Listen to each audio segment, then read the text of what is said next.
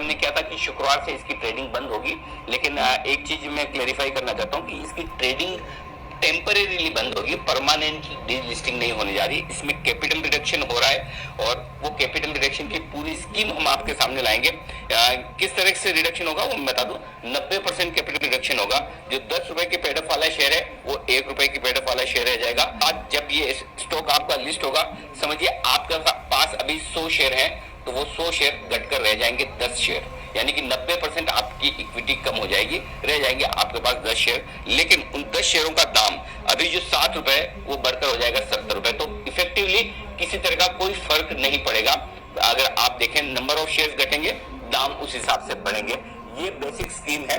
और एक और चीज क्लेरिफाई कर दूं कि ये परमानेंटली डीलिस्ट नहीं होने जा रहा है। जिस तरह से DHFL या दूसरे स्टॉक डीलिस्ट हो गए उसके बाद ट्रेडिंग बंद हो गई, यहाँ कम से कम इंटरेस्टिंग ये व्यू बनता हुआ दिख रहा है 3i इन्फोटेक पर। आप देखिए 30 अगस्त से ये जो शेयर है वो डीलिस्ट हो जाएगा, लेकिन ये एकदम टेम्पररी डीलिस्टिंग होता हुआ दिखेगा। कुछ समय के बाद ये वापस से रीलिस्टिंग होते हुए दिखेगी।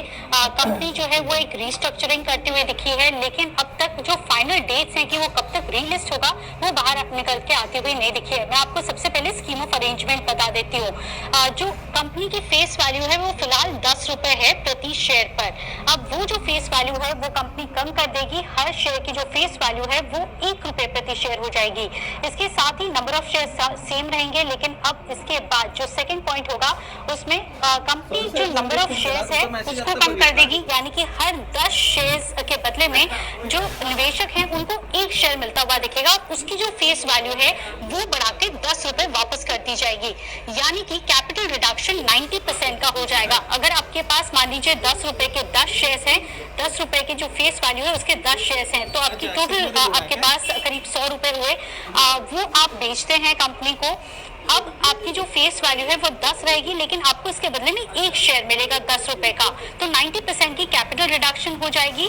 लेकिन आप देखिए जितने भी निवेशक हैं वो काफी ज्यादा इस पे बुलिश होते हुए दिख रहे हैं। लगातार 2 दिन से ये स्टॉक अपर सर्किट पर ट्रेड करता हुआ दिख रहा है। अब इसकी 2 वजह है। सबसे पहले सारे निवेशक ये मान के चल रहे हैं कि कंपनी के जो प्लान है वो काफी बड़े हैं। कंपनी ने एक बड़ा स्टेटमेंट कुछ ही दिन पहले दिया था। इनका कहना है कि 2030 तक $1 बिलियन तक की जो आय है वो कंपनी अचीव करना चाहती है।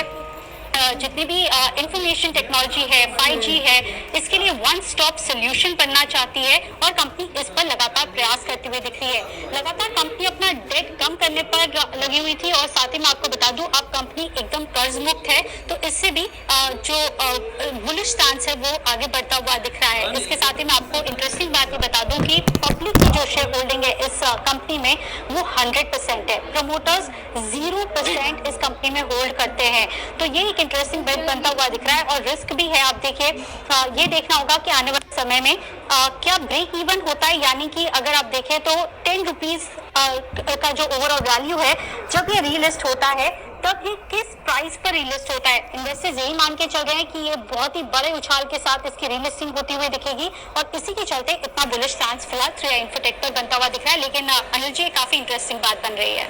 बिल्कुल।